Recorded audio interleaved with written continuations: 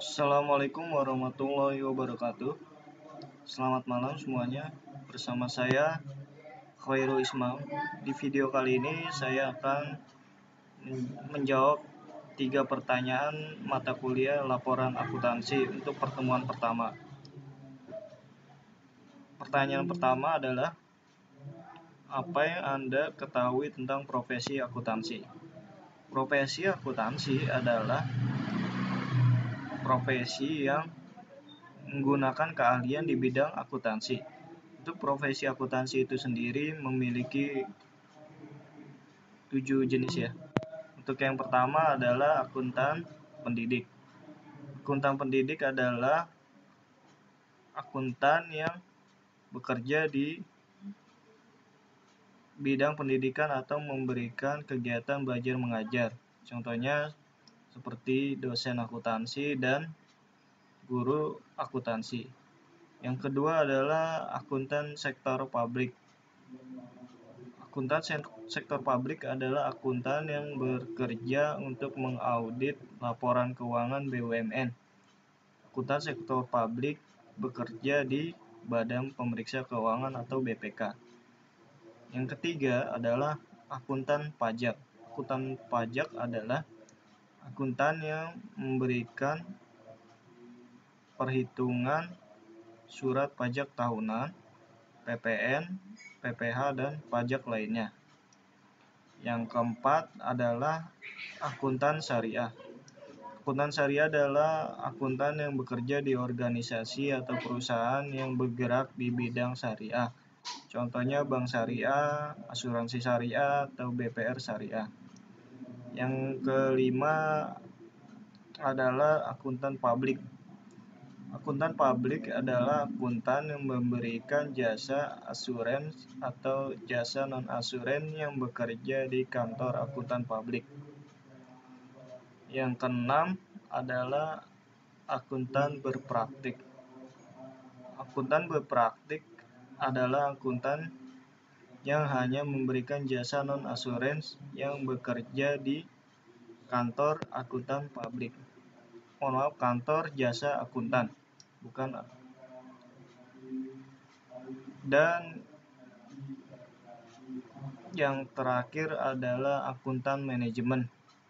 Akuntan manajemen itu akuntan yang bekerja di organisasi yang melakukan pembukuan dan perhitungan transaksi akuntansi di perusahaan itu sendiri. Pertanyaan kedua adalah, apa yang dimaksud dengan jasa asuransi dan jasa non-asuransi? Jasa asuransi adalah jasa profesional independen yang memberikan tambahan mutu bagi informasi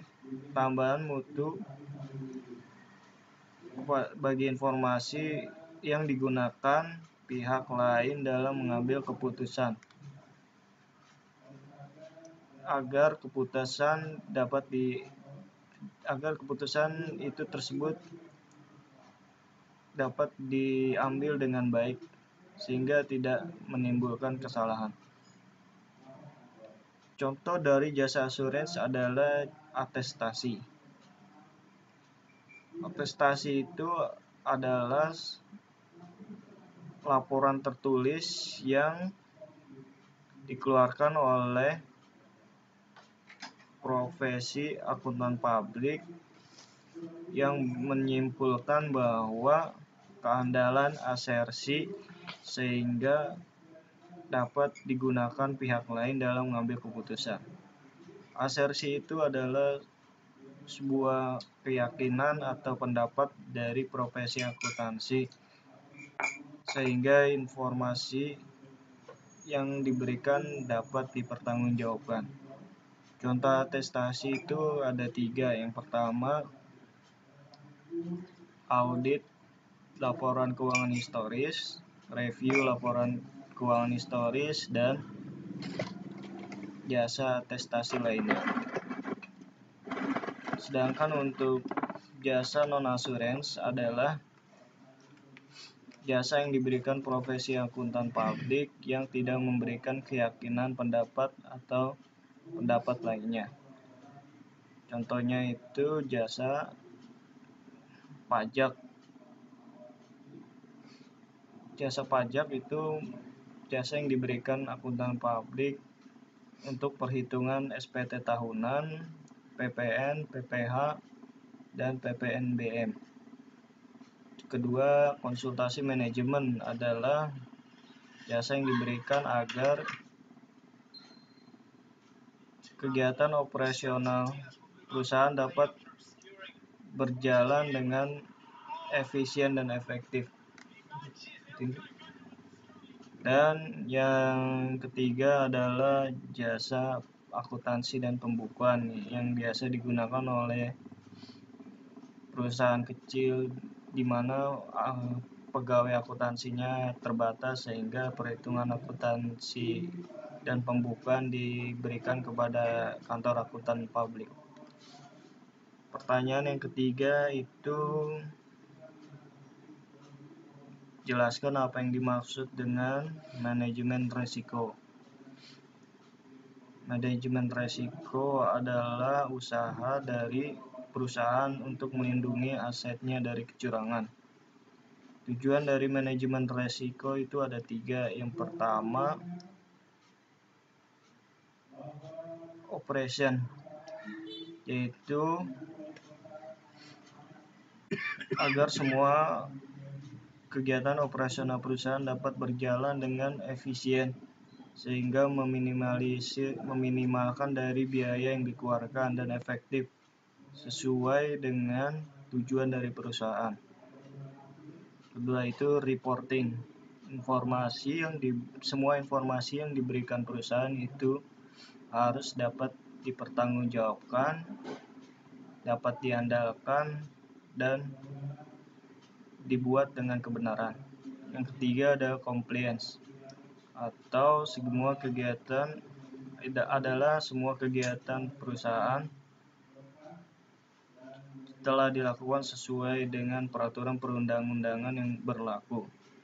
Komponen dari manajemen risiko itu ada 5. Yang pertama adalah lingkungan pengendalian atau control environment.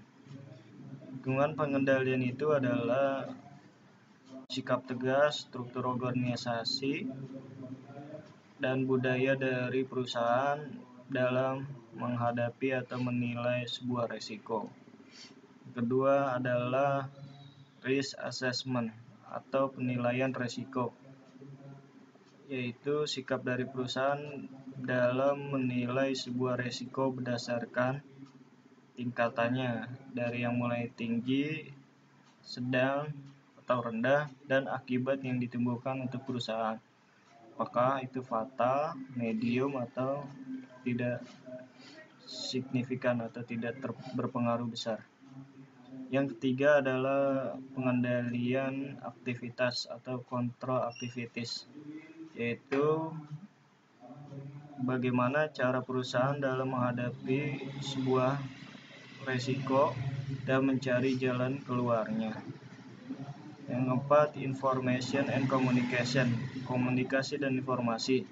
Semua kegiatan yang dilakukan perusahaan harus diinformasikan dan dikomunikasikan kepada pihak-pihak yang terkait. Yang kelima adalah pemantauan aktivitas atau pengendalian aktivitas, monitoring activities. Semua kegiatan yang dilakukan perusahaan harus diawasi dan dibuat perubahan-perubahan yang diperlukan dan membuat aturan-aturan yang baru. Pengendalian internal ini tidak akan berjalan dengan baik apabila tidak dijalankan oleh semua divisi perusahaan atau seluruh entitas perusahaan, mulai dari direktur, manajemen, supervisor, dan staf.